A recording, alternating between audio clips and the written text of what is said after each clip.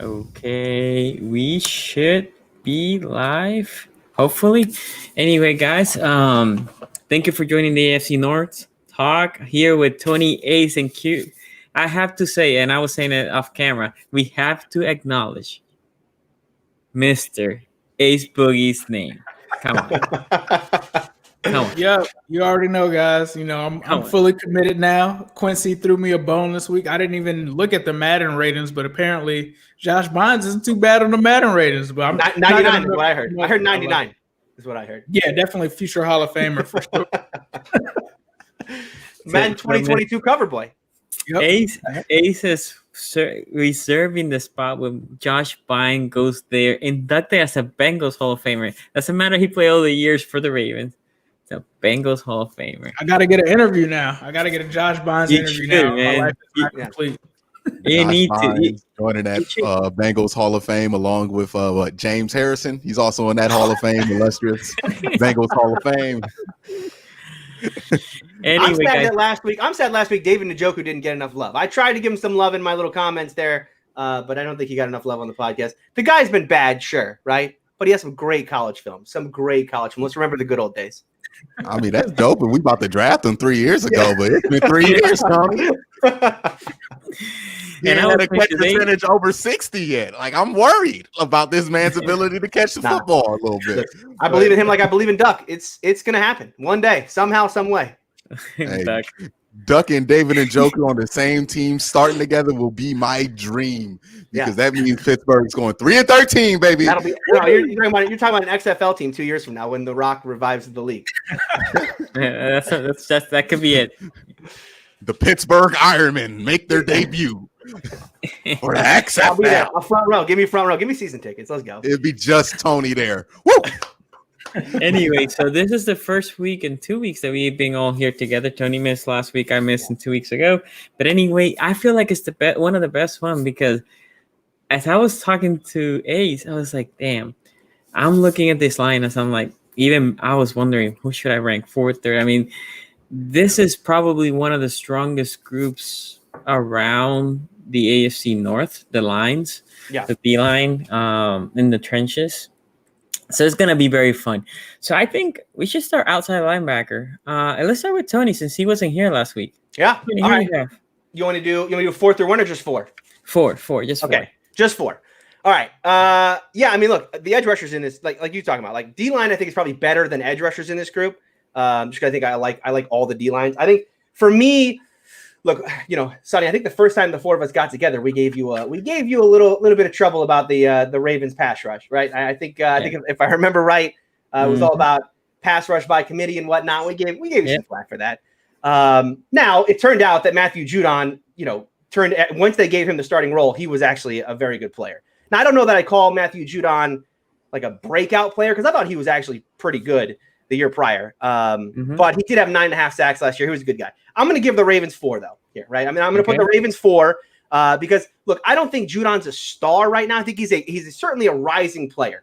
And he was in a contract year last year and he had his best year. That's what you want to see out of a contract guy, right? And I think Ravens fans should be pretty happy that they're going to get him in a contract year again, right? Because they got him on a franchise tag. So my question really about this unit is not about Judon and what he's going to do. I think we can expect him to be somewhere around 10 sacks again.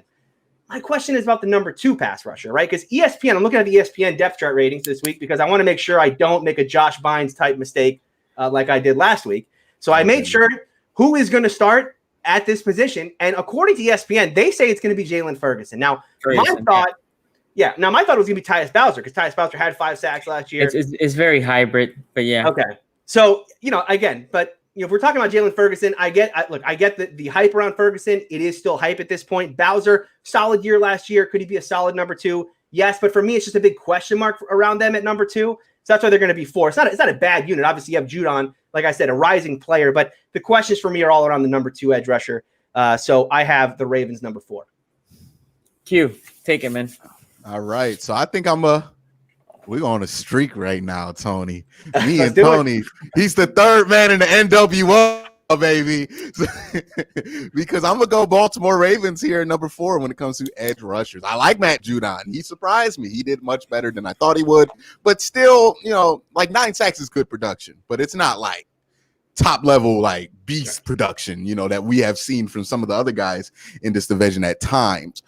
So I would say Matt Judon, he's a very good option there. I don't like anything outside of Matt Judon, quite frankly. Tyus Bauer, I know your coach Harbaugh, he told me not to sleep on Tyus Bowser, whatever his name is. I'm all the way sleep on Tyus because everybody been sleep on him for like 2-3 years. And what has he done to wake anybody up? I have never, Nothing. and I have watched a ton of Ravens game. I have never been like, yo, Tyus Bauer, hey, he gonna be something once he puts some pass moves. No, I've never even noticed Tyus Bauer or Tyvis Bauer. I'm making Ravens fans all Bowser. All right, he Bowser like from Super Mario that always gets beat super Yeah. easy at the end of the level. The most intimidating dude that just get thrown off the castle super easy by this plumber. And I think that's actually kind of apropos to what Tyus Bowser is. He's a big dude, got all this stuff. He looks like a beast, and then you see him rush the passer. He's like, that's a 5th round pick right there. But anyways, I don't really like anything that got there outside of Matt Judon. I wish they would have kept Zadarius Smith because he's turned out to be one heck of a player. I would argue on the level, if not better and more consistent than somebody like Bud Dupree, who we was opposite of in college at Kentucky. Yeah, that's a deep cut for y'all. But yeah, I wish I liked more of what they have on the edge there. You got Tyus Bauer. Are they going to play Malik Harrison on the edge? Is that right? Nah. I'm about to say he's an inside guy. They better not. He's not inside. No. Yeah, that's what they're saying here. But Fennell McPhee, like Tyus Bauer. I'm sorry, Bowser. It's somebody. It's somebody in there, Bowser. Yeah. It's somebody I would like as a depth guy, as a like kind of a rotational guy, not somebody I would like to anchor the other side, and not somebody I think is going to be able to do justice to Matt Judon, especially with the added attention he's going to get since he did have what some would call a breakout last year. Ace. So for me, I have to agree with my guys here. I think it really just comes down. I think Matt Judon, like we all said, I think is definitely the best guy out of the bunch. He's definitely a guy that can, flirt with that range of 10 plus sacks. We saw that last year. However, even the Ravens haven't acknowledged that he's worth keeping long term. They have franchised him, but they didn't go ahead and give him that big money. And I can't blame him because I think that there's definitely a difference between him and some of the guys in the division and guys that are, considered elite pass rushers. And I think the only part, like everyone else has said, that brings this unit down for me is the guys after that. You talk about Bowser, and a decent year for Bowser was last year, which is 5 sacks, which that's not too bad, but that's what you kind of expect from like your 3rd or 4th guy, not your 2nd guy. And then you talk about Jalen Ferguson, who has a ton of potential, but hasn't proven it yet. So I think with those question marks there, I think that's why it's 4 for me. Absolutely. With the Ravens. Okay, so Bowser. You're all on the Ravens to be the worst. Well, I think what we're saying though is, remember, you remember when we were talking about this group a year ago, right? We were talking about they're the worst in the league. I think now we're all saying it's a respectable unit. We're all saying it's respectable now. I think. Okay, my number 4 is a decent outside linebacking core with some question marks, and it's the Ravens. I'm also going with the Ravens. Look, right. I'm not biased here. I try to be objective. So I think I think Judon is not a lead, but a very, very good pass rusher and a very, very good outside linebacker. It's not only a pass rusher, he sets the edge well. He does other things. The Ravens do ask a lot for the outside linebacker position. Bowser does a lot. The thing with Bowser, I always say the thing with Bowser is he's great as an outside linebacker doing the other things that is not pass rush, which is problematic, right? Which is very problematic. This is why I think Bowser is a average outside linebacker. And then Ferguson on the other side, he is pretty good rushing the passer, especially as a rookie. You can see the progression.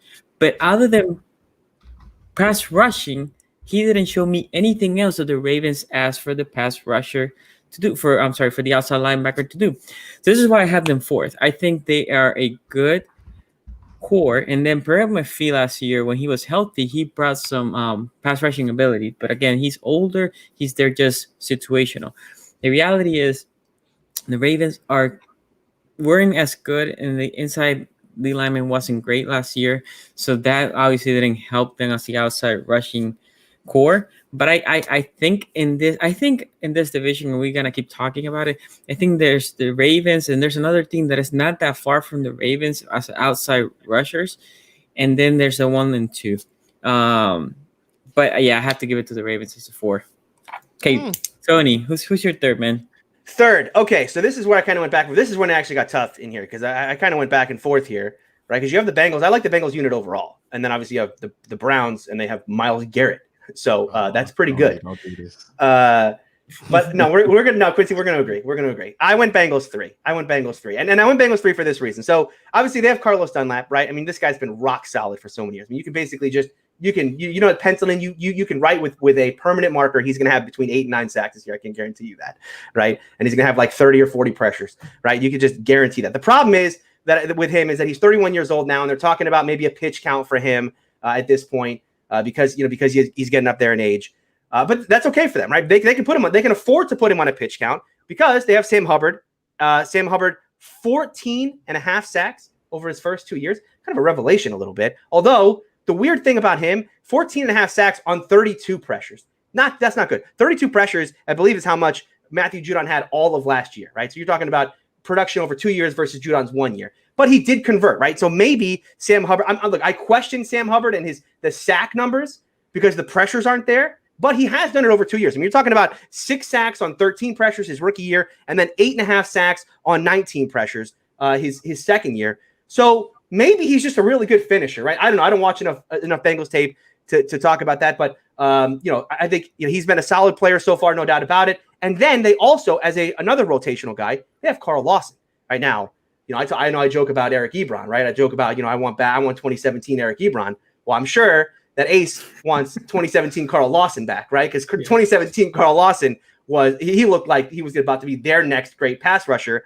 Injuries got in the way. Now he's a rotational guy, but you're talking about a rotational guy who last year played 43% of the snaps for the Bengals, had 5 sacks, 23 pressures, right? I think that's perfectly fine, especially when you have a Dunlap in there who's going to be getting the majority of the reps. You have Hubbard, who he's a productive guy, even if he doesn't get the pressures. And then you have Lawson. Like the group overall. I like teams that have that kind of third situational guy that they can bring in. It's something I wish the Steelers would have more of.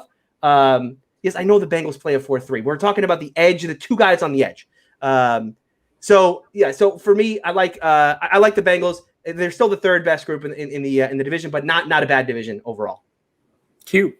Yeah, I really like what the Bengals have here, and I think also we have, just as a fan base and as NFL fandom, just quite frankly, all around the league, have kind of done a disservice to the career of Carlos Dunlap and the lack of conversation that goes on with, like, this is a guy who has been as consistent as a producer of anybody in the AFC North, and yet every time I hear, like, if I compared your favorite edge rusher to Carlos Dunlap, y'all would be mad in the comment section talking about that's an insult. Carlos Dunlap has like 81.5 sacks in his like 9 or 10 years in the NFL. Yeah. That's better than guys like Cam Hayward that we give the recognition. That's better than Geno Atkins, who was drafted in the same draft as him, I believe. And that's also better than a guy like Calais Campbell. By a half sack, Calais has 81. He has 81.5. But still, that level of production is up there with guys that we kind of see as stars or top-level guys.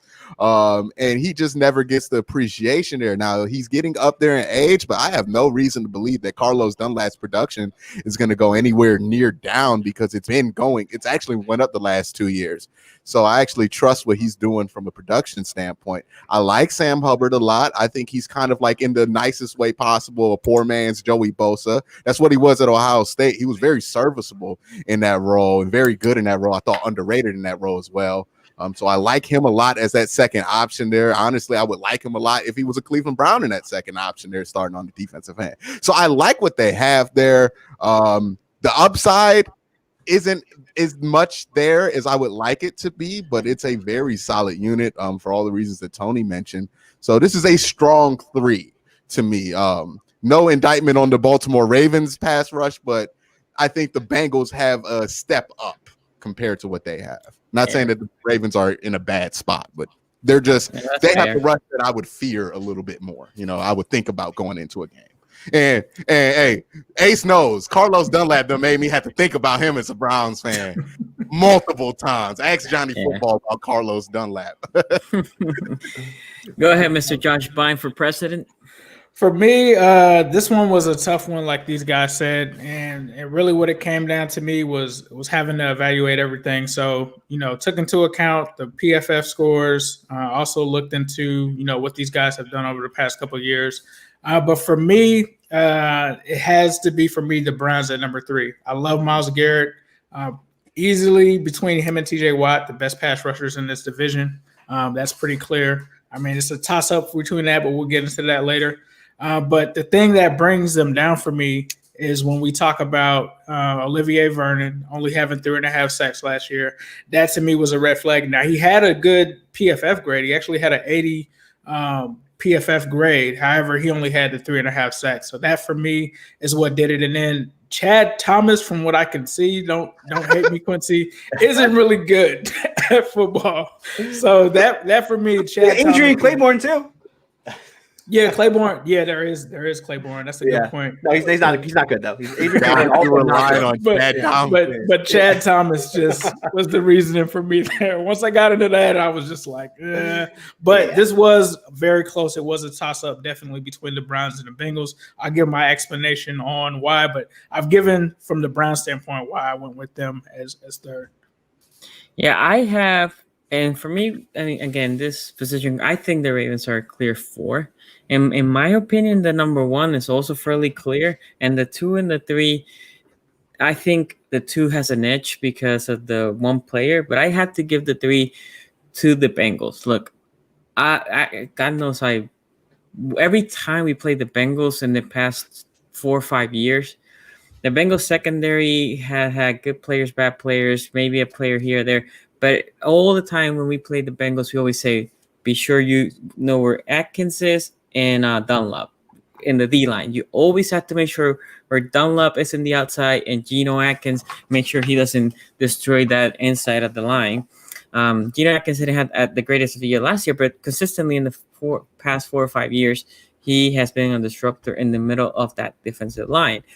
Now then, the thing is that 2 and 3, Hubbard is good, but still growing. We'll see what he becomes. And then Lawson, for me, has been inconsistent. Young career, still, he can bounce back and like Tony said, the 2017 Lawson.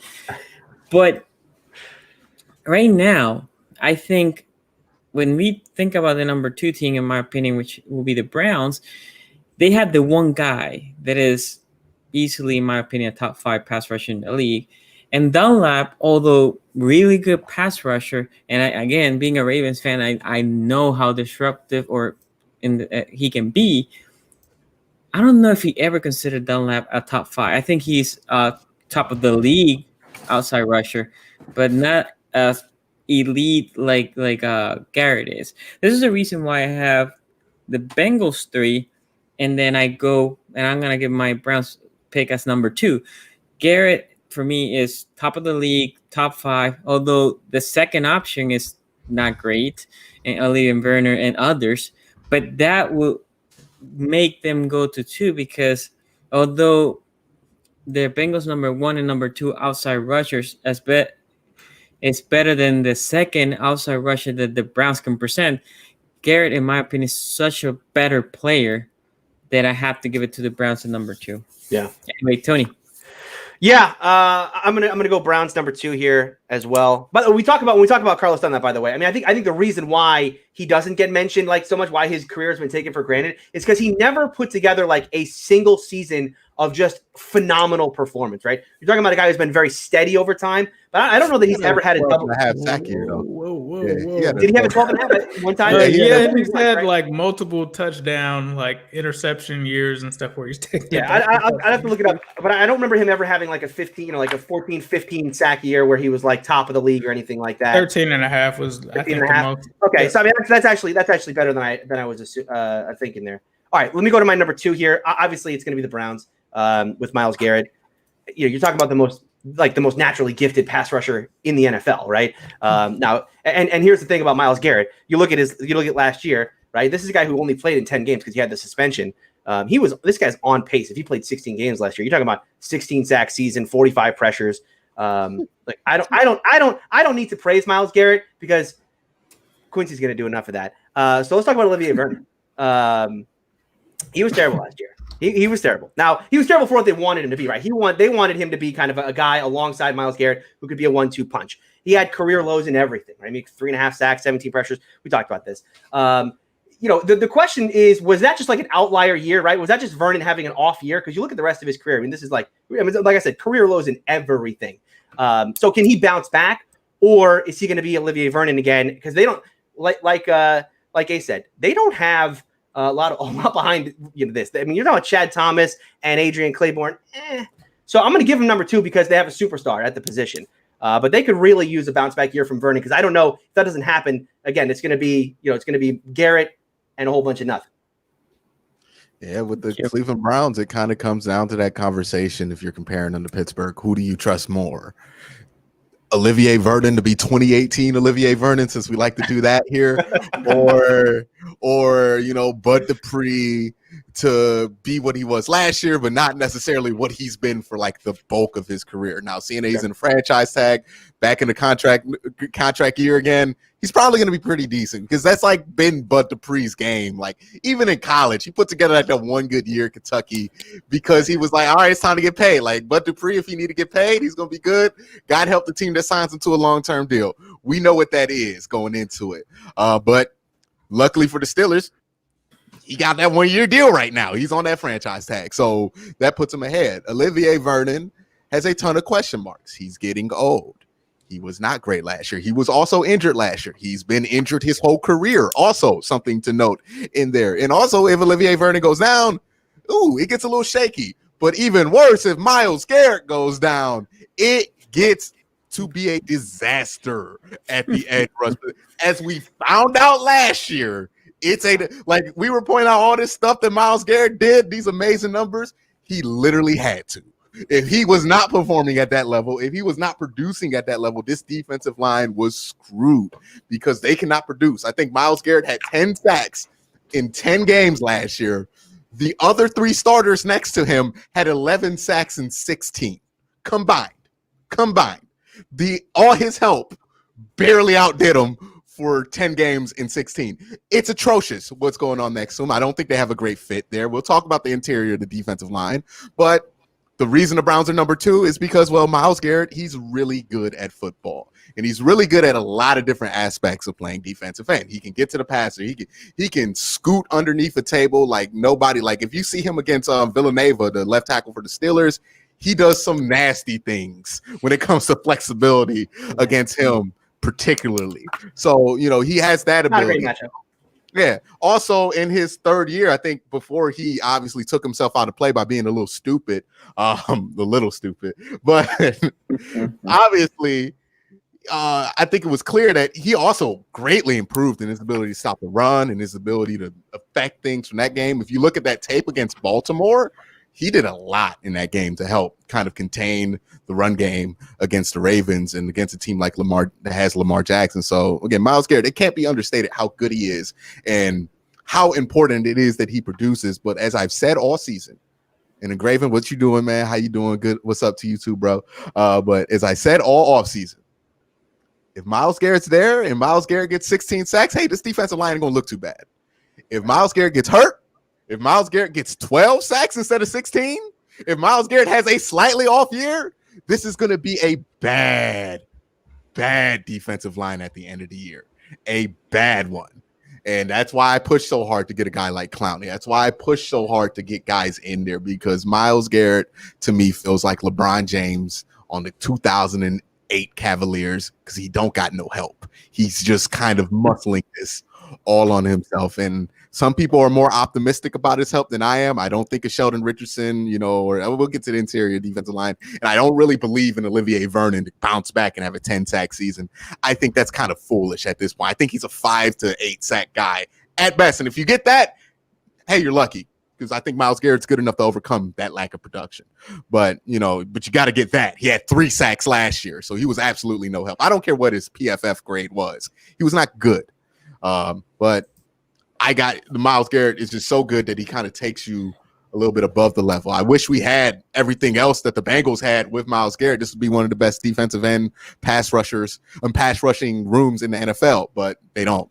So, that honor doesn't deserve to go to them until somebody proves that they could step up and perform alongside Myles Garrett.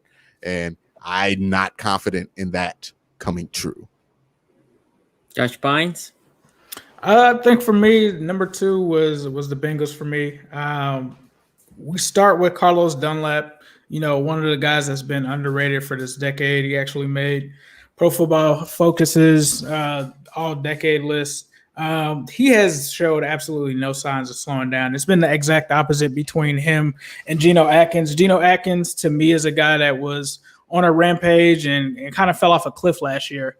Dunlap was on the exact opposite end of that spectrum. He actually put up his best, according to Pro Football Focus, his best season since 2012 was last year. And one thing that sticks out about Dunlap is he had 9 sacks. Pro Football Focus is saying they counted as 10, but he had those 9 sacks in 14 games. He did miss games as well last season. But what really stuck out to me about Carlos Dunlap not only was his ability to rush the passer, but also his ability against the run. He was top 10 last year when you count in defensive tackles as well as defensive ends when it comes to that. He was really noticeable in the run game, and he's also a guy that not only gives you those sacks and those edge run stops and stuff like that, but he'll also give you a touchdown. Like if he picks off something or if something ricochets into Carlos Dunlap's hands, there's a pretty good chance he could take it the distance. So for me, I think that's one of the reasons, and I think that the gap between Myles Garrett and Carlos Dunlap isn't as big as the gap between Sam Hubbard and Olivia Vernon. A lot of people are kind of sleep on Sam Hubbard. Like we talk about 8.5 sacks. That's pretty damn good for Sam Hubbard, considering that, just a few years ago, Myles Garrett had something similar to that. This is his second season doing that. One thing that I saw on Twitter, they talked about the last time the Bengals had guys that had 14 sacks within their first 2 seasons, Carlos Dunlap as well as Justin Smith. So not guys to really bat an eye at, but you have that. And then you also get into Carl Lawson, a guy that had 8.5 sacks his rookie year, 2017.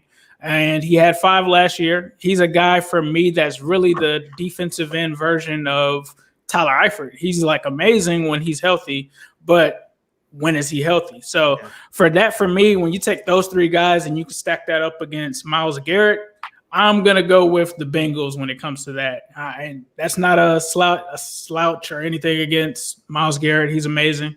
But I just don't think that you can take 3 versus 1 and just say that he's that much better than Carlos Dunlap, given that Carlos Dunlap had a higher PFF grade than Myles Garrett last year with the 89, which was elite. So that's why the Bengals are number 2 for me. Let me say something. I'll just say real quick. You say you can't take the 3 over 1, and I get where you're coming from. That's very I get the logic you're coming from. I'm just saying I've watched Myles Garrett make up for 3 people the entire season, and it's just that's where I'm at with it. Also, I'll just say that Myles Garrett. I wouldn't put it past that Sam Hubbard could end next season with 10 sacks. I don't think that's. I think especially with DJ Reader there now, Geno Atkins and some of those other guys there. I don't think it's far-fetched to say that Sam Hubbard is going to have 10, considering his first season he had 6, had 8.5 last year. I don't think it's far-fetched to say he could have 10 this season. Let me say this, Ace. I think the argument as to say the overall group is better than the overall group of the Browns, I think you can make the argument. I think where you lose me is when you say the gap between Myles Garrett and Dunlap is not as big. I mean, Myles Garrett, the player next to Myles Garrett in this division is TJ Watt. That's the number 2, in my opinion, outside backer in this division. And even TJ Watt is not that close to Myles Garrett. I think TJ Watt probably is a top 10 outside backer in the NFL, but I'm talking Myles Garrett is a top 5, probably top 3. Maybe we have the argument. I mean, Myles Garrett. The reason Myles Garrett is not doing more disruption, like you took Myles Garrett and plop it over, because everybody talk about Joey Bosa and Nick Bosa. You plop Miles Garrett over there in San Francisco. Take Nick Bosa out. Put Miles Garrett. It's not fair. I mean, Miles Garrett's just is stupid. Okay, goes to my number one. My number one is the Steelers, and the reason why is because of the two. I think T.J. Watt, player that I loved that year. I wanted him to slide to number two because a lot of boards had him as a second-round pick. We took Miles Humphrey in the first round, and I was hoping T.J. Watt was there in the second round, which wasn't the case.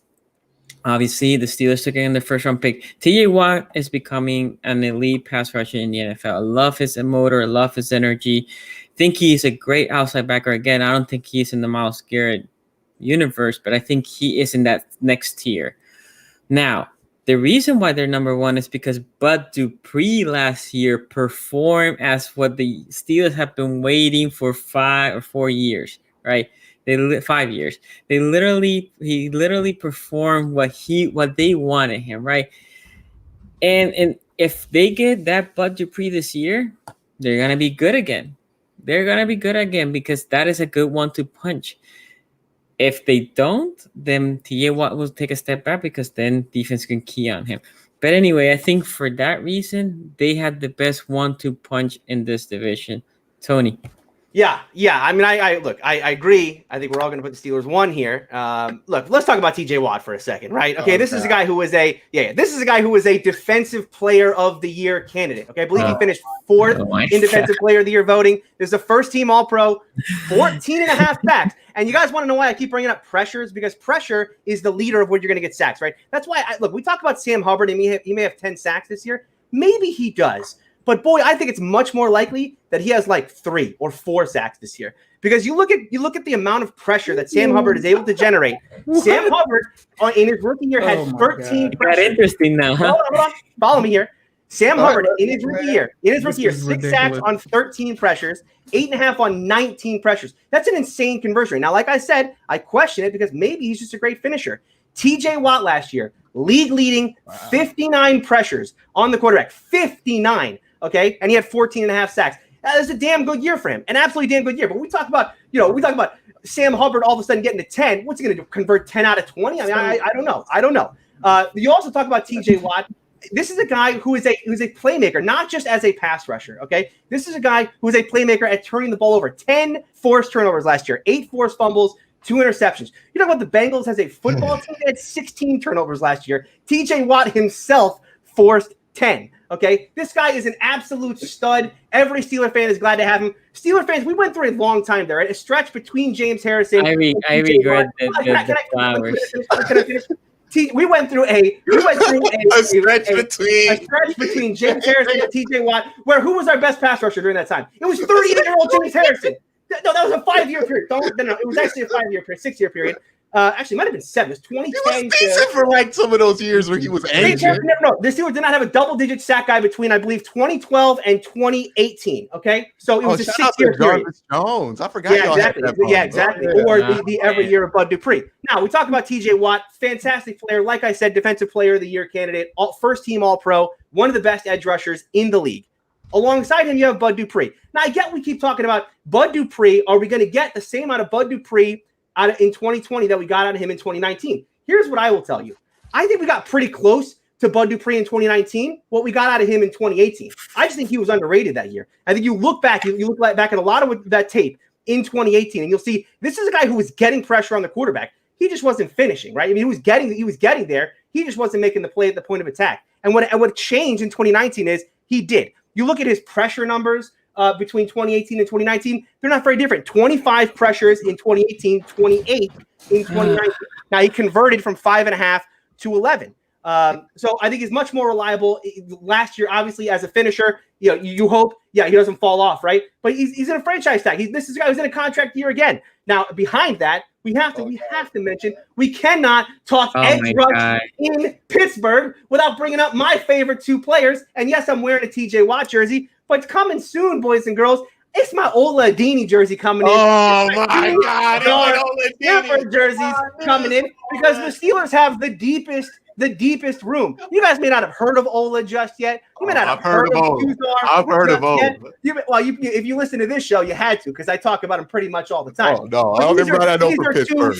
young the next James players. Harrison. Exactly. It's the next two great Steeler passers. Imagine having two. Two's our skipper. Okay, we talk about TJ Watt leading the league in pressures. Two's our skipper led the league in sacks in the preseason. So this is a guy who's on the preseason. I love how you start in the preseason. You start in the preseason. Ring the bell. Ring the bell. You just brought up two preseason unbelievable room. Ring the bell. All right. Best edge rushing group, not just in the division, in the NFL. Okay, let's cool it down. Q, you take it, man. All right, we can't let Tony win no more. That's it. He can't handle it. He can't handle it. Okay. All right, I was gonna let him go on his TJ Watt victory lap because you know what? We made fun of Big Ben so much he needed that. He needed that release. When this man brought up Ola Adini and Tuzar Skipper's preseason sack numbers, okay. This is why I regret it. 5 and 4 games. I regretted it. This is why I regretted going with the truth. Now it's the truth. They do have the best edge rushing situation in this division. I would take. I don't buy into like TJ Watt necessarily being like defensive player of the year good. I don't think he's his brother, but he's really, really, really good. Yeah. You know, I don't want to take anything away from him. He gets a ton of pressures. He does do a lot of things similar to his brother. But you know, as far as like versatility, I don't think it's there in something you would want from a defensive player of the year candidate at that position. But I'm sure Tony's going to argue that, and Tony's got like 15 stats. So I see that ground, bro. I see that ground. All right. And then Bud Dupree, he's also somebody who has that kind of potential, that kind of athleticism, that kind of explosiveness. And when he decides he's going to play, hey, he's really, really good. Now, whether he was underrated for a few years, that's an argument that could be had. But he was really good last year. That's not something that could be had. So this is a very good pass rush. Now, as much as like I'm going to rag on Tony for bringing up Ola Adini, he's somebody – and look, I've heard the scouting reports, not just from Tony. I have a friend, one of my close friends from college. He's a Steelers fan. He tells me this guy kills it in practice. The coaches love him. He is a beast. And wherever – what y'all play, like training camp in some college, he's always a beast. Yeah, Latrobe, baby. Out there in Latrobe. He gets injured all the time. You know, it's like his third year in the league, but he's like the future of the Pittsburgh Steelers somehow. He's at the end of his rookie deal. He has like 3 sacks or something in his career, but he's the future of the Pittsburgh Steelers defensive end room. You gotta love Steeler fans. They buy into their own stuff at a high level. I love that about y'all. But you know, I think he has some good upside there. Yeah, I'm not gonna get into Tuzar Skipper's preseason numbers. I refuse to go there. But you know, you can't argue with production. You can't argue with production. Tony, in preseason, you can always argue with production in preseason. Tony, don't make me change my answer. I will put the Bengals here at number 1 right now. All right. So, yeah, Steelers, number 1. Woohoo! Victory party. Do your thing. Don't let Tony win no more. Not unanimously. He can't handle it. So for me, when I look at this, it comes down to the numbers. Yeah, you can talk about pressures and all of that. And according to Tony, since Carl Lawson led all rookies in total pressures with 59 and had 8.5 sacks, I guess that makes him better than Myles Garrett. But anyway, for me, this one is going with the Steelers because, I mean, you look at J.J. Watt, you got 2 guys in J.J. Watt and Bud Dupree that put up double-digit sacks last year. You know, the Steelers, 54 total sacks. I mean, for me, that was the no-brainer. That's when I looked at it and I was like, these are 2 guys that are going to give me 10 sacks, no questions asked. That for me is what did it. Obviously, with TJ Watt being an elite player, finishing with 14 sacks last year, that's definitely elite status. But that for me is why the Steelers are number 1 because of Bud Dupree and TJ Watt. Okay. So concluding, we have the Steelers number 1 overall. I mean, unanimous. Ravens unanimous at 4, and there was a discrepancy in the Bengals and Browns, but the Browns basically number 2 and the Bengals 3. I think outside backers are a really good group. The reason is I think the Ravens and the Bengals, and this is just my opinion, but the Ravens and Bengals have a star on the outside backer position, and then the Bengals also have a couple other players better than the Ravens. I think that's why the Ravens are 4th.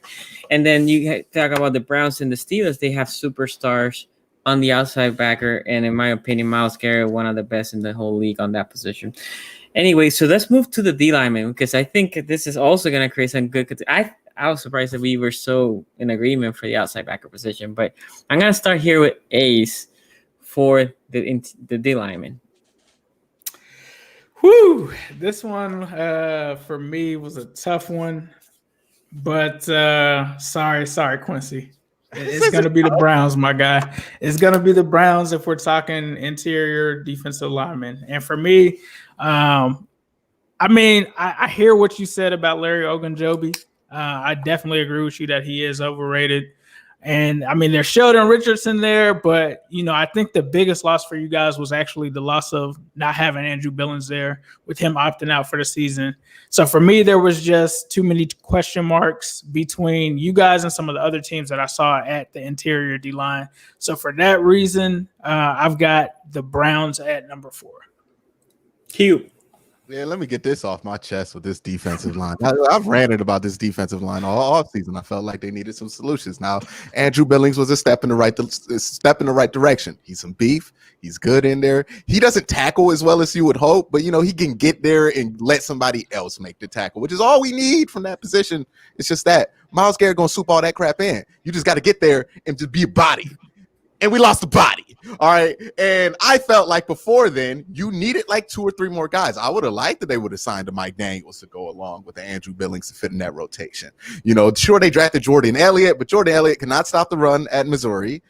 He's not heavy enough. He's not physical enough to stop the run at this level yet in the inside of the defensive line. And I just would not expect him to be he's a guy that how Pittsburgh does the thing where they let dudes sit for like 2 years and then he can play. That's what you want Jordan Elliott to be. He's not somebody you want in your rotation in year 1. I know a lot of Browns fans telling me that he should play. I'm like, he shouldn't. But Mike Daniels is the guy they should get, and it sounds like the Bengals are going to sign Mike Daniels, which is going to infuriate me a little bit because the Browns definitely are a team that should sign Mike Daniels. But yeah, let's have a conversation about the interior of this defensive line because Sheldon Richardson's probably the best player there, and he was questionable at best last year. He's getting older. He doesn't look very spry anymore. He was never a run stuffer to begin with. He was always a pass rusher. Now he's kind of limited in both areas. He's not bad by any stretch of the imagination. He's just not a difference maker anymore. And Larry Ogunjobi is somebody on a better defense. If he was on the defensive line that the Ravens have, he would be awesome. He would be a beloved player. If he was on the Steelers defensive line, he would be awesome. He would be a beloved player. If he was on the Bengals defensive line, he would be awesome. He would be a beloved player. But on the Browns, he's asked to do way too much. He is not a 3-down inside interior defensive lineman. He's not heavy enough. He's not physical enough. He's very quick. He can get to the passer. He had 6 sacks last season, but he's just not somebody you can have in there on 1st and 2nd downs against some of these run-heavy teams. And also, if you look at the Browns' schedule, they play the Steelers twice, they play the Ravens twice, and they play the Bengals twice. 6 games where you're going to have to play really good run defenses. You know who else you're going to have to play? You're going to have to play Le'Veon Bell in New York. You're going to have to play Saquon Barkley in the other New York.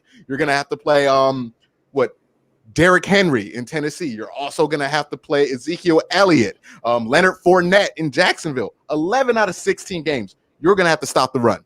I have no faith that what the Browns have inside can stop the run, especially with no Andrew Billings, because he was supposed to be something that helped in there. I thought they needed another piece. So I'm worried. This is why I wanted Jadeveon Clowney also, because Jadeveon Clowney can play inside and stop the run. Something that this interior defensive line sucks at. They suck at it. They sucked at it last year. They have not gotten better. The one piece that they signed to get better is gone, and they lost depth. How can I sit here with a straight face and tell Browns fans or football fans it's going to be all right? They're going to be able to stop the run. Why? Everybody older, in a different role, more injured. Why should I believe that that's going to be able to stop the interior run? No, they're going to get bullied inside if they don't find a solution or sign somebody who can really help in there and get some beef in that interior defensive line. And that's just a situation that they're in. And they deserve to be 4. Ace, I appreciate you for trying to protect me by saying this was hard. This was not hard. This is the easiest choice that anybody has had to make in this entire division. This is easy. This is easy. This is easy. Look at the other defensive lines in here and then look at the Browns. It's not that hard to say which interior is clearly the worst. You got Calais Campbell and Brandon Williams and freaking Cam Hayward and Stephon Tuitt and DJ Reader and Geno Atkins and half the people in the chat could not tell you who the interior of the Browns defensive line is, even though I just ranted about it for the last 10 minutes. Because it's not good. They haven't been productive. They were signed to be productive. And Larry Ogunjobi, I have heard this for year upon year. Oh, it's going to be his year. He's going to break out. It's going to be his year. He's going to break out. No, this is what he is. He's the not. Browns fans always talk to me about. Larry Ogunjobi's going to be a monster. And look, I get why they feel that way. Because if you've ever seen this man in an off-season workout video, it looks unreal. Like, it looks insane. What he looked like. Remember, Tony, you remember when Le'Veon had like 2% body fat that one offseason? Oh my God, he's gonna be great.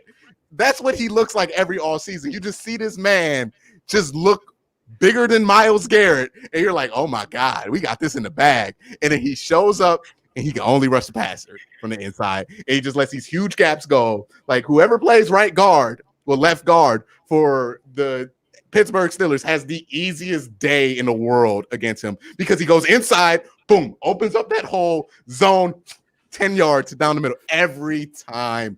It drives me crazy watching him on rundowns. And now they're stuck with it because, hey, Dylan's made a good decision for himself and his family, and I can't be mad at that, but I'm going to be mad that they didn't sign Mike Daniels if they don't get Mike Daniels because they could have got Mike Daniels because apparently Mike Daniels want to play football. He's available. He's big. He can stop the run, but they don't want to get Mike Daniels. We'll see how mad I am about this during the season. But, yeah, they're 4, and they deserve to be in 4. So much like I'm going to agree with you, Quincy, but I'm actually going to disagree, actually, because I'm going to agree with Ace on this one.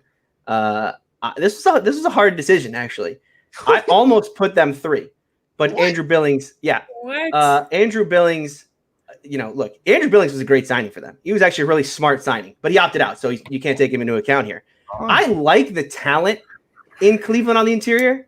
I hate the scheme, right? And it's a very Cleveland problem here, right? Which is like we have good players on the inside, but they're miscast. And you could talk about the Steelers or the Browns on the offensive line because we talk about them. They solved their tackle problem by getting 2 right tackles, right? Well, we can just make the transition to left, right? I think that's kind of what the Browns are doing on the defensive line.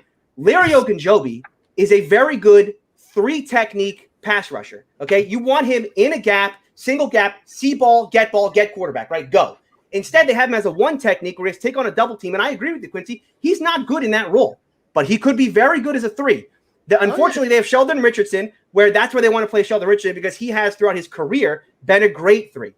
I just think that I think if they had Billings there to play the 1, and then you put Ogunjobi in as a rotation with Richardson at least, I think that'd be a much better defensive line. That's a defensive line who I can believe in because I'll tell you when Ogunjobi's year is going to be.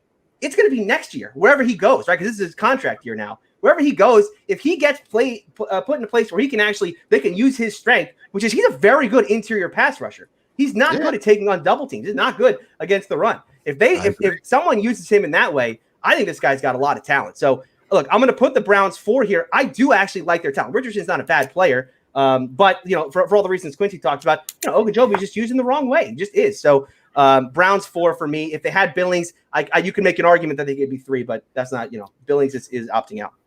Again, so I can't believe I have to agree with Tony here, but if they would have signed Jadeveon Clowney, if you would have signed Mike Daniels, you would not be in this situation. So I will have to agree here with Quincy. I think it is a gap between the Browns and the rest of the division. Also, I will say a guy that I think the Browns should have signed, if Clowney, yes, but more than Clowney, a guy that the Bengals took, Reader. That would have been perfect there. You plug that guy in the middle. That means that would have, and then we would talk about it something else. But the reality is the Browns D-line is a bunch of Look, Sheldon Richardson, in my opinion, is one of the most overhyped players in the entire NFL. It's the Ebron of the defensive line. It's the Ebron of the defensive line.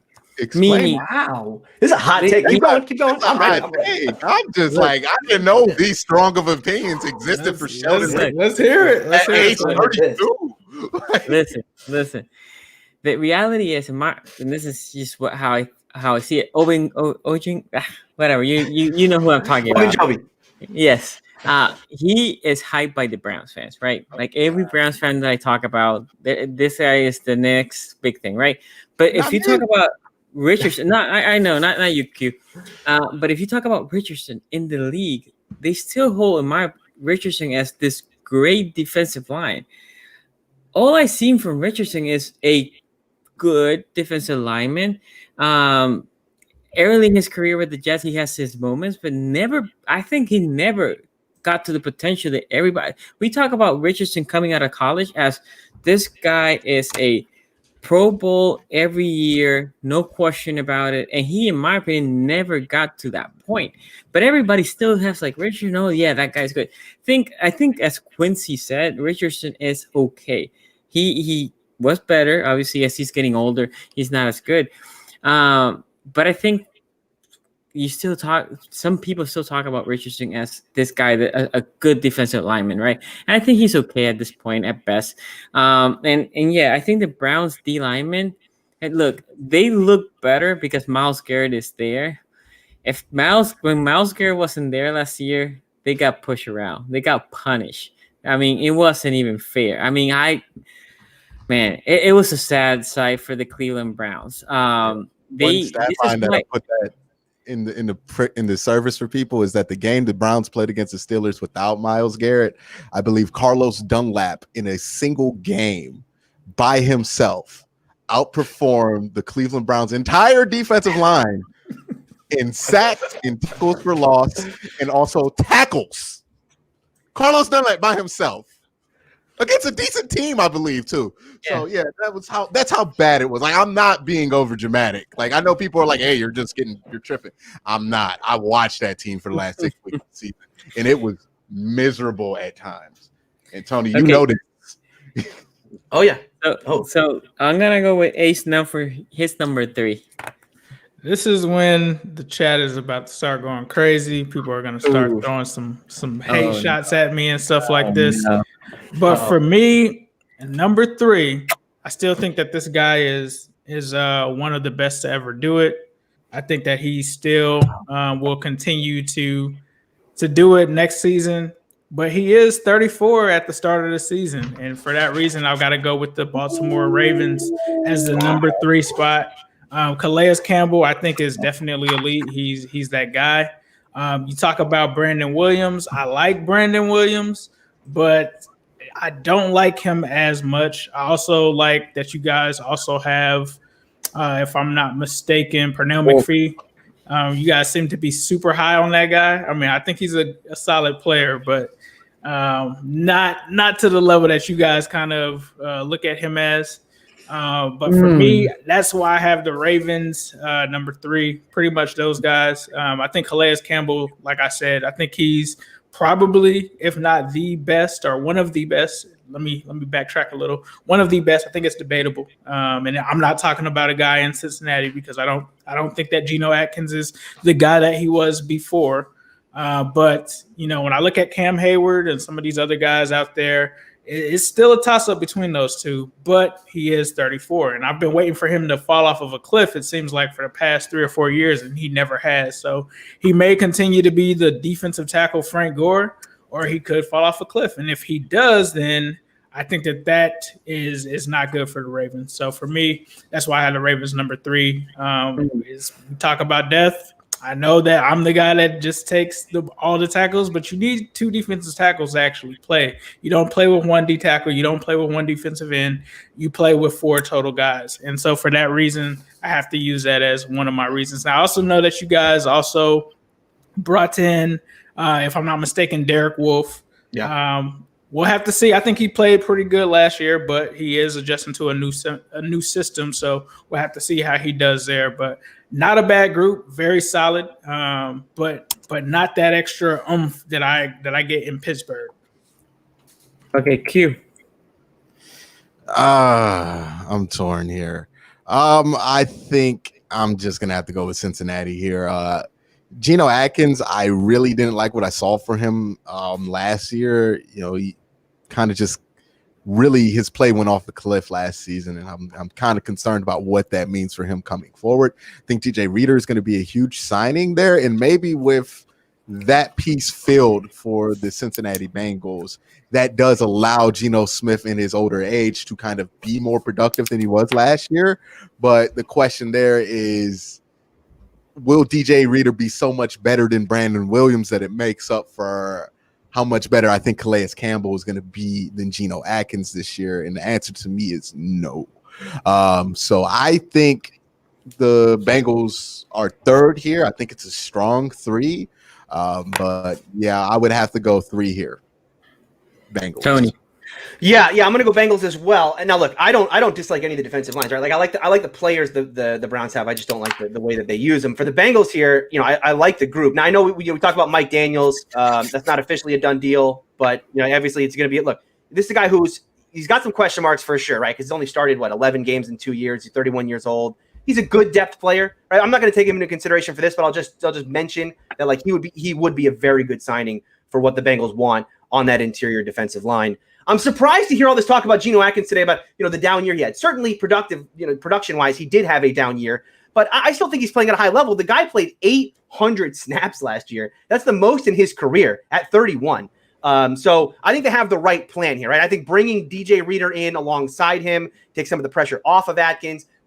Free him up with a guy like Reader, I think is going to do wonders for him. And then, this is another guy, if you read about what the Bengals want to do this year, they want to put both Lawson and Atkins on pitch counts. I think that's very smart. You clearly don't want to play Atkins another 800 snaps. You want him to be more efficient out there. And I think he can be, when you're talking about having Lawson and DJ Reader alongside him. So I think he can certainly have a bounce back year.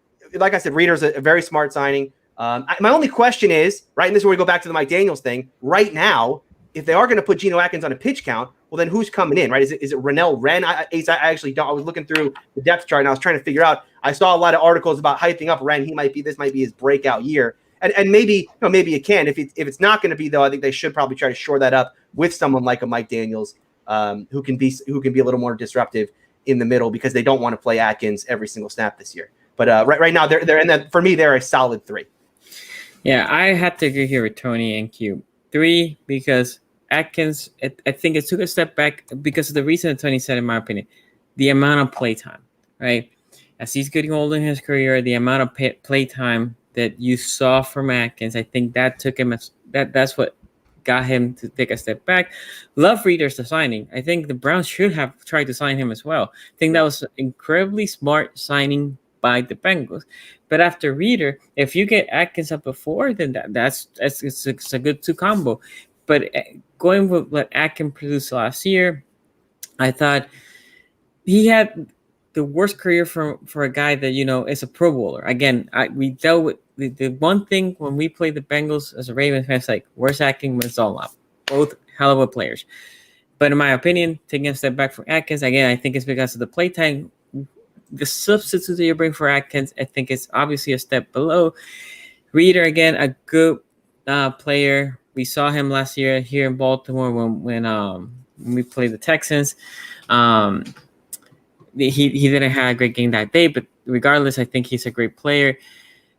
I think they're a solid 3. I think the defensive lines in this division are good, really good, minus the Browns. But the rest 3 of the teams are really good.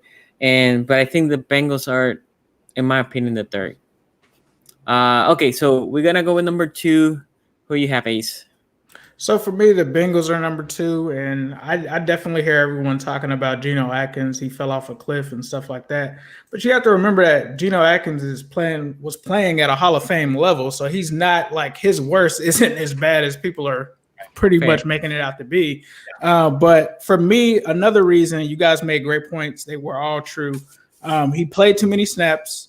And the thing about Geno Atkins, even though he's put up Hall of Fame numbers, he has never, ever in his career ever played with someone in the same stratosphere as DJ Reader. So for me, when you talk about combining Geno Atkins with DJ Reader, that's pretty nasty. And then you also talk about possibly adding Mike Daniels to that. Obviously, like we said, it's not official, but when I took this into account, I took it into account as Mike Daniels would be on the team with Geno Atkins and DJ Reader. And for me, like all Bengals fans, as soon as we heard DJ Reader was going to be next to Geno Atkins, we were just like, this is crazy because Geno's a guy that gets double teamed. He's the guy that everyone focuses on.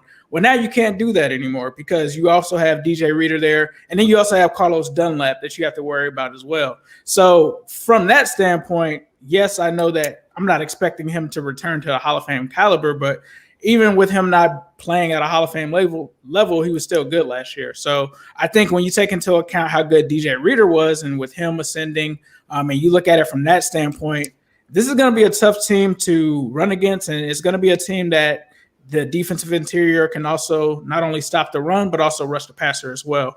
And so from that standpoint, when you talk about those guys and you talk about Mike Daniels, which I'm not thinking that Mike Daniels is 2017 Mike Daniels, which was top 100 NFL player, guy that was pretty much on a Hall of Fame track at that point, has kind of fell back a little bit. But having this guy spell those guys is just insane to me. And so for that reason, outside of obviously the Steelers, who I have number one, that was the biggest reason for me.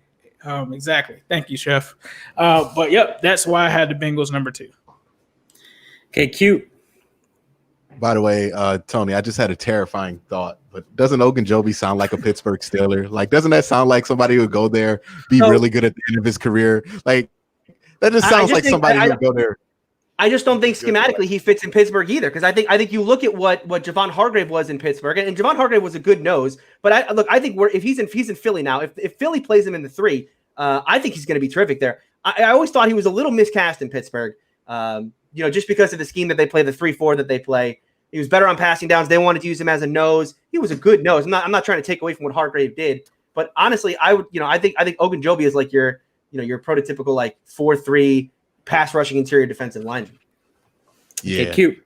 Yeah. Anyways, so this conversation comes down to a few things. One, I like what Baltimore has on paper more than I like what I see from Pittsburgh as far as upside goes. I mean, Calais Campbell, Derek Wolfe, Brandon Williams. That's a really solid pairing. Like if you're just looking at this. Don't they have Matabuke too? Your boy Matabuke's there, I believe. Matabuke, hey, he's a developmental guy. I'm not going to get too excited about my boy yet. Right, 2 years in the system. Get him right. The next Elodie Nada, you know what I mean? But not yet. But, so I like what they have there on paper. But I also like what the Steelers have had in practice. Now they lost their 3 technique. I forget his name, but I bet Tony Hargrave. will. Hargrave. They lost Hargrave. Yeah, Hargrave. But he's a nose. He was a nose. Tony tells me that these noses are like super easy to find and that they're not that valuable. So maybe he's right about that. Maybe the Steelers have some success in finding these nose tackles. I don't know. But it's tried and true what the Steelers have on the inside of that defensive line into it. And Hayward, I mean, Cam Hayward has been good forever. And for that reason, and that reason alone, I do have to put, I'm going to regret this, the Baltimore Ravens at number 2 here. Oh, you're going to regret it. Yeah, I know. I'm gonna regret it. I can feel he's getting pinker and pinker right now as I say this. Loving it. He's excited. This is his favorite day. But, yeah, I would say the Ravens are number 2. They're very good. Their upside is insane. Like if those things click, if you get something close to a 2018, 2017 version of Derek Wolfe to go along with like a Brandon Williams who can just give you something, and then a Calais Campbell who can, if he can still be just what he was in Jacksonville, it's going to be very good in Baltimore. But I'm not so sure on how trusting I am in all of that to happen. Now, I will admit, Baltimore seems to have a knack at signing veteran defensive ends and wide receivers and just getting the best 2 years out of these dudes. What a defensive linemen and wide receivers, just getting the best 2 years out of these dudes at ridiculous ages. I mean, like what Elvis Dumerville was ridiculous at like 35. With Steve Smith, his last few years, there's a countless number of guys that they have been like ridiculously good at just signing at the end of their career and just getting like that last little bit of juice out. So I wouldn't doubt that it would happen, but I would say it's more likely that I know for a fact what Pittsburgh's going to be, and that's going to be really good up front and inside. I don't know as much. Like I'm 90% sure I know what Pittsburgh's going to be. I'm only like 80% sure I'm confident in what the Ravens are going to be. Both good numbers. Both blow the Browns out the water. All 3 teams blow the Browns out the water. Honestly, if the Browns would have made the signings the Bengals are considering, they'd be a much better team, but I'm going to get off that.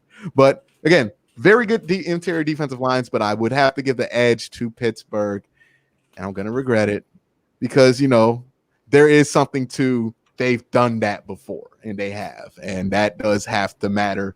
Baltimore, it's all new inside. These are all kind of signees that they're trying to put together, and maybe some young guys get in the mix. So a lot more variables in that solution. Tony. Number 2 for me here is going to be the Ravens. I hate the Ravens, their general manager, their free agent signings. Every year they do this. You look at their group, right? So they had Eric Weddle a couple years ago. They lose Eric Weddle. Okay, now they don't have they have a good cornerback group. They don't have a great safety group, right? You go into 2019, they don't have a great safety group. Oh, they got Earl Thomas. Fantastic. Perfect signing for them. Absolutely perfect signing. You look at that team last year, right? You look at defensively, they were very good at the end of the year. Interior of the defensive line, you would say, boy, they really need to work on that, right? That's a group that they need to improve upon. So what do they go out and do? They go out and get Calais Campbell, right? I mean, it is such a Ravens acquisition. He is a dominant inside presence. I know his sacks were down last year, but I mean, look, that doesn't tell the whole story, right? I know I've been talking pressures up the whole time here. Look, Calais Campbell had the 22nd most pressures in the NFL last year. He had 33, right? So, yeah, he had 6 sacks, but he got to the quarterback. The guy can still get to the quarterback, with the best of them. He's going to be look, the guy's he's got a 2-year contract, Sonny. Yeah, so he's going to be here for a couple years. He's going to be annoying as hell to play against. I'm not looking forward to it as a Steeler fan. Derek Wolfe, on the other hand, look, Derek, we talk about sack numbers, right? Derek Wolfe last year, I believe, had 7 sacks, more than Calais Campbell. But he's a fine player. He'll come in and be okay. Like the name here is Calais Campbell, no doubt about it. And Brandon Williams, I discount nose tackle. Yes, I'm going to discount Brandon Williams. He is still playing at a high level. Yes, he's 31 years old, but it is a dying position. Look at Brandon Williams' snap count last year. I believe it was like 50%. Right? I mean, nose tackles right now, especially if you can't play on passing downs. And I believe Brandon Williams can actually play on some passing downs. So he's actually better in this regard than most true nose tackles in the game. But again, it's just you just don't see him out there. So for me, they're second. Calais Campbell's the name here. It's an unbelievable signing for them. He's going to be great this year. And as a Steeler fan, I'm annoyed as hell that he's a Raven. Okay, so I think the number 2 and number 1 for me are very close, and it's a matter of, I think Quincy was in the right track. Steelers have two guys that have been there for a while, right? And the Ravens just brought 2. Now, the thing, for example, with a guy with Wolf, if you hear Von Miller talk about Wolf, Von Miller said, a lot of my sacks are created because of Wolf. How Wolf are smoothing that D-line, it lets me go and just get my sacks.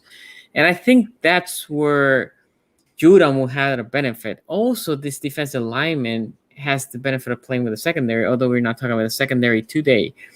Look, I debated 2 and 1. I went for me with the Steelers. And the reason why, if you take, for example, let's say you say Tuitt and Hayworth, between the two of them are comparable to Campbell and Wolf, right? Then when Tony doesn't like nose tackle, I think Big Baby, as we call him in Baltimore, Brandon Williams is a better nose tackle than the Steelers had. Now, I think the Steelers were the best D-line last year of the division, and I think they were one of the top in the leagues. And yeah, I think Hargrave leaving the team, in my opinion, it's a hit. I think it's a hit. Tuitt is coming off an injury, correct, Tony? Yes. And I think, again, Campbell has played 16 games the past 5 years, no miss games, although as Ace pointed out, he's 33. I think Geno Atkins is 31, but we didn't talk about age over there. But anyway, 33, highly productive, haven't missed a game in the last 5 years. So the reason why I have the Steelers 2, I think the Ravens 3 is better than the Steelers 3. And the depth for both the teams, I think, is comparable. But very, very close. I'm going to give the edge to Baltimore at 1 and the Steelers at number 2. Ace. You take it. For me, it wasn't really hard. To me, it was the Steelers. You look at the 2 guys that they have there, Intuit, and you also talk about Cam Hayward. I mean, both of these guys on PFF, both were elite. You talk about having 2 of the top 10 guys out of 100 defensive interior. I mean, it's not really much of a competition to me there. Yes, they did lose the nose tackle, and McCullers is a huge unknown. But when you got those two guys sitting next to him, I can kind of see why they felt like Javon Hargrave was expendable. So for me, I think it's easily for me the Steelers, just because of those two guys, Hayward and Tuitt.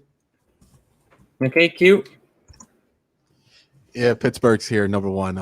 Good defensive interior defensive line. But that's it for this week's stream, guys. It's fine. You guys said a lot. I agree with a lot of you guys said. Keep going, Quincy. I think you got another 5 minutes in you. Yeah, okay, so let me talk about Pittsburgh's interior defensive line here. I think they're very good, tried and true. Cam Hayward's literally been good for what seems like forever. Like, it seems like a decade ago, well, it was literally a decade ago, I was watching him at Ohio State, loving him up, and then he got drafted to the Steelers, and I haven't known how to feel about that since. But he's been very good ever since like his second year in the league. He really developed into one of the most consistent players in the NFL, one of the more underrated interior presences in the NFL. Always good, always reliable, not a flashy guy, but a guy who's always going to be where he's supposed to be and make sure that you're not getting burnt. Well, not burnt, but not getting gashed on on inside runs. A perfect guy that the Browns probably should think about trying to get once he comes up for free agency, but that's never going to happen, right? But very good interior D line here. I love the argument, by the way, going on between Ace and Tony in the comment section.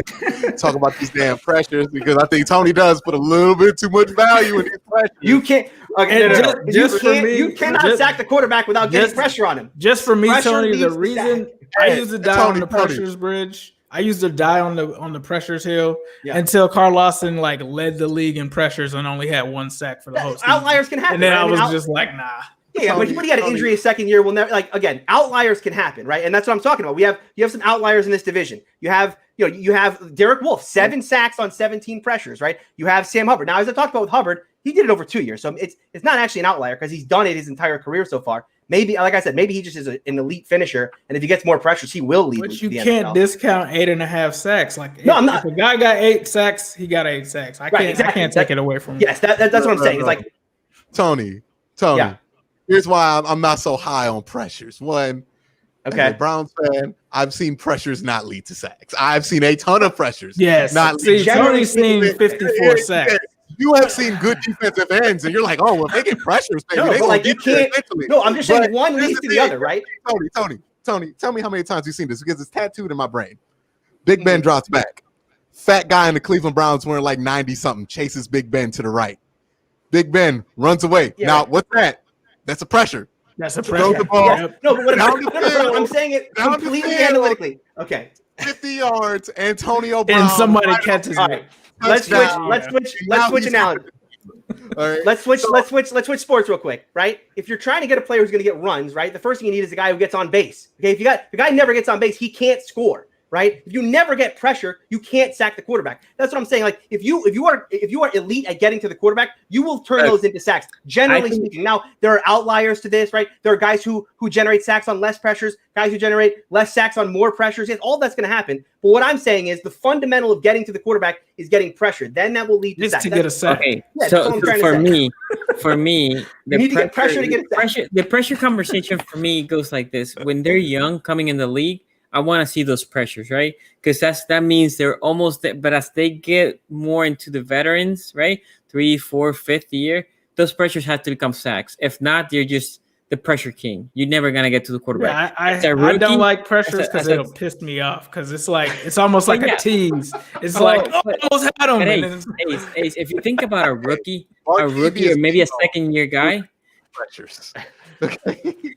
As a rookie and a second-year guy, you want that, right? Because you're like, okay, this guy's getting to the league, but now you're going to year 3, 4, or 5. Those pressures need to become sacks. If they're not become a sack, then you're just an average pass rusher.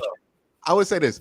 I would rather have somebody who has like the Sam Hubbard situation going on than like somebody who has like 45 pressures and like 6 sacks. That's what Carl Lawson is. That is what Carl Lawson is, like the pressure king. That's why when Tony said that, I'm like, nah, I'd rather have the Sam Hubbard 8.5 sacks than the 60 Carl Lawson pressures with 1 sack. Also, the understated thing about guys who these pressure kings usually god awful against the run because they get the pressure. They're used to getting the pressure. Larry Ogunjobi is a pressure guy because he'll swim move past. Right. Well, and he's miscast though. He's miscast. We're talking about edge right. Pressure. We're talking about edge. But Tony, you guys are coming off of 54 sacks we lead the league in sacks every year. I mean, you're a team that has had like 30 and 20, and then you see these guys with all of these pressures and they don't convert them. It just gets a little different. But I'm saying it's a way I believe about football, right? Which is like you need to get pressure first, and then the sacks will come, right? That's how I look at the sport. Obviously, we have a disagreement here. That's how I look at it. It's a different philosophy. Yours comes from watching a team that can develop edge rushers consistently. Mine comes from watching a team that threw Armani Bryant out there as a number one pass rusher who could get a ton of pressures. He got so many pressures. He got like 5 tackles. He was not good. And it's like, I have seen the pressure thing trying to hype me up. Hey, man, this is going to be the year he's going to get over the hump and turn those pressures into sacks. It never happened, bro. If somebody gets a ton of pressures, they just get a ton of pressures. It don't normally develop into somebody who gets a ton of sacks. Okay, like in Cleveland, in Cincinnati too. Nope. I mean, we're not talking about the most franchises in the NFL. No offense. You have to also put the other pieces together, right? Because if a guy is getting a ton of pressures, I think, he can. That's a relevant conversation if he has help on the inside of that defensive line, because that means he has more of an opportunity to go one-on-one and get those pressures at a timing that's going to end up being a sack more often once he gets more help. But when you're talking about guys that have less help and you're talking about pressures, that's when I think so it's all about context in that situation. But I think you're a little bit high on pressures now. I get that's your philosophy. I'm sky high on pressure, baby. I think you're a little high on them pressures, but that's a whole conversation to be had. I think you got to combine them with like QB hits and all those other things and those advanced numbers in order to really get a sense of if this guy's getting meaningful pressure. I think there's some advanced stats that tell them guess who's number one. You can't hit the quarterback. You can't hit the quarterback without getting pressure on the quarterback. This is why Tony is number. It's a fundamental thing of pass rushing.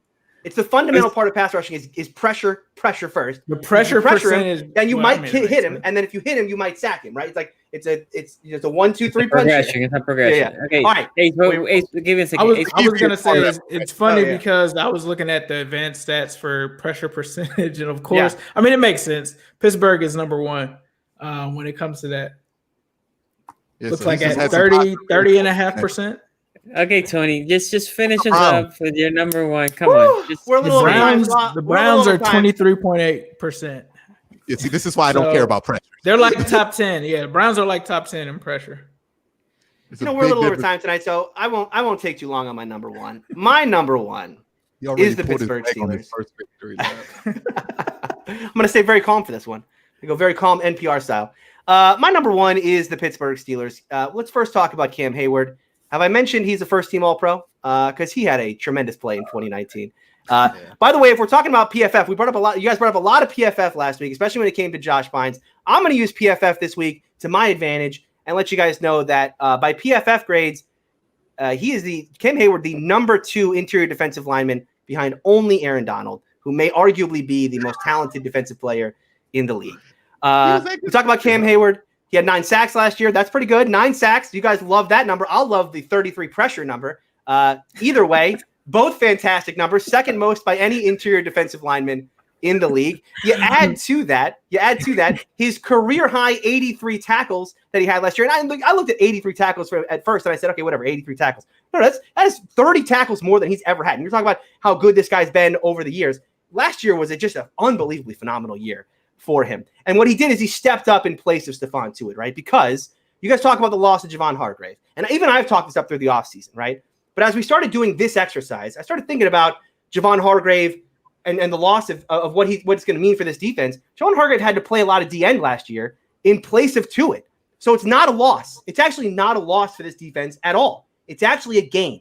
They are losing Javon Hargrave, but they are gaining back a healthy Stephon Tuitt. Now, we could say, well, he's going to get hurt again. Sure, if you believe he's going to have back-to-back season-ending injuries, then yes, they're going to have some problems this year. I choose to believe that he's going to be healthy this year. And Stephon Tuitt last year Okay, let me tell a little story. I know we're I'm going to keep this short. Again, Chris Carter, my co-host on Locked On Steelers, he and I used to do a jersey power rankings on our show, right? We would power rank the jerseys you should buy as a Steeler fan. And he would like to always, he wanted to get players in there early, right? Before they maybe hit their stride. He put Tuitt high on his list last year. I gave him a lot of flack for it. He said, you cannot have fans buying Stephon Tuitt's jersey. He has not arrived yet. He may get there, but he may not.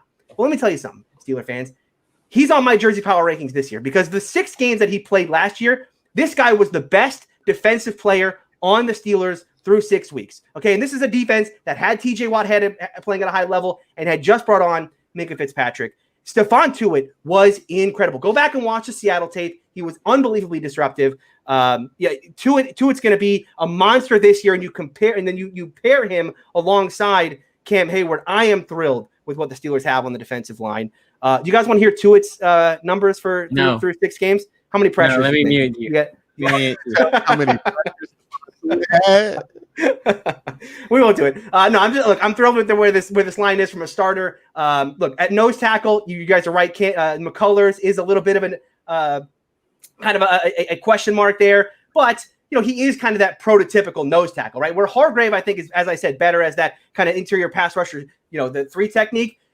McCullers is your big Casey Hampton, Joel Steed, Brandon Williams style, big run stuffer, 2-gap anchoring your defensive line. He can do that. Now, can he do it at a high level? We'll see. He's been on the team forever. They're also going to count on Alualu maybe for that a little bit. Alualu is a solid defensive rotational guy. They also, I do want to mention, because I know we have a lot of Ravens fans here, Chris Wormley. I'm excited about the acquisition of Chris Wormley because one thing the Steelers didn't do great. I mean, they were a great defense. The one thing they weren't great at last year was being a really stout run defense team. You guys give me a lot of crap about that Week 17 game, and you should because it was a bad game for that defense. I think Wormley can actually help there. If there's one thing I really like about Wormley's game, it's his gap soundness. And I think maybe they want to use him in nose, but I hope they just use him at end. But he can be a rotational guy in kind of those 2nd and 2s, 3rd and 1 type situations. I like them bringing in there. And then, they've got guys like Isaiah Buggs behind that. And maybe these guys see some reps. But overall, this is led by, the all-star duo of Cam Hayward, one of the best interior defensive linemen in the game, probably 2nd best behind Aaron Donald. And then a healthy Stephon Tuitt coming back. Love the Steelers defensive line. And glad we could all agree the Steelers are the best defensive line in the division. Well, we didn't all agree in that one. Well, basically. Let's refresh this. The Steelers were the number 1 for us here. Ravens 2, Bengals 3, and Browns 4th. Browns was the only unanimous pick for the 4 of us. Anyway, guys, hopefully you guys enjoy. We went a little bit over. We were trying to keep it an hour, but you know what? This conversation is so interesting, and we all get wrapped up in it. Hopefully you guys enjoy the content.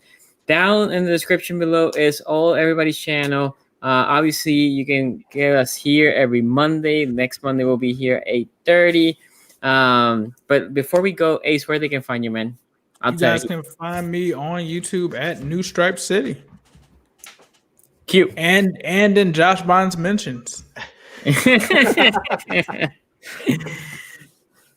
what's up, guys? You can find me on youtube.com/Quincy Carrier, or you could just put my name in there.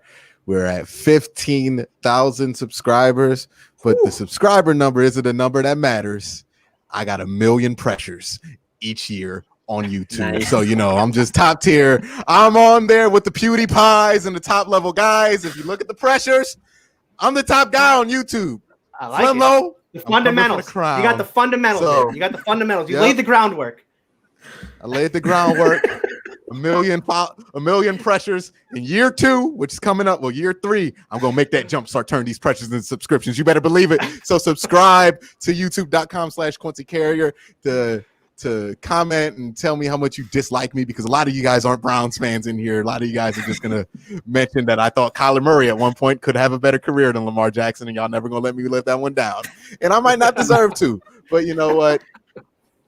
What's life if you don't live it? So, that's where y'all can find me. That's where y'all can troll me at. Have fun there. Just subscribe. Get my conversion rate up so everybody can know I'm on PewDiePie's level on this YouTube stuff. Tony? You can follow me on Twitter at Steeler Country. You can find me, obviously, here every Monday night. And then you can find me on Locked On Steelers on Tuesdays. It's Tony Tuesdays. And I guess I'm going to start a new podcast. I'm going to do top 5 reasons why pressures are better than sacks. Every week on the podcast, we're going to go over a different 5 reasons why pressures are better than sacks. Tune in wherever you find podcasts. Make sure you invite Carl Lawson on. I will. He might be a co-host for me. This is gonna be Carl Lawson and Mike Tomlin. Listen to that crap. Pressures are important. You gotta get them pressures.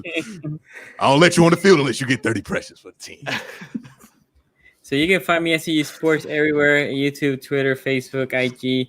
And guys, thank you for joining. Please like the video and share the content. We're trying to hit 1K as the season is approaching. We're already over 500 subscribers, so appreciate that. Thank you guys for joining. We will see you next time.